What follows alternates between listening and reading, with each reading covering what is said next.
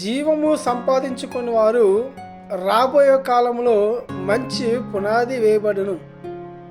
ఎందుకు ఈ మాటలు మీకు తెలియపరుస్తుందంటే ప్రియ దేవుని సంగమా, మరి జీవము ఎప్పుడే సంపాదించుకున్నామో రాబోయే కాలము అనగా మనము ఈ లోకాన్ని విడిచి వెళ్ళే సమయంలో, అంటే పరలోక రాజ్యంలో మనమును సమకూర్చే సమయం, అంటే రాబోయే కాలం, అంటే మనం వెళుతున్న కాలంలో జీవము మనం ఎప్పుడైతే సంపాదించుకున్నామో అప్పుడు మనం ఏమంతండి సజీవులుగా ఉంటాం. దేవుని లేఖనంలో చదివిస్తూ ఉంది.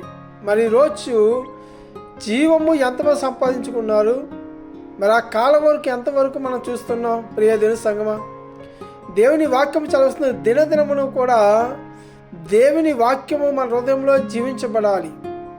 మనమందరం జీవము కలగా జీవించబడాలని ఆయన మాటలు తెలియపరుస్తూ ఉన్నాడు.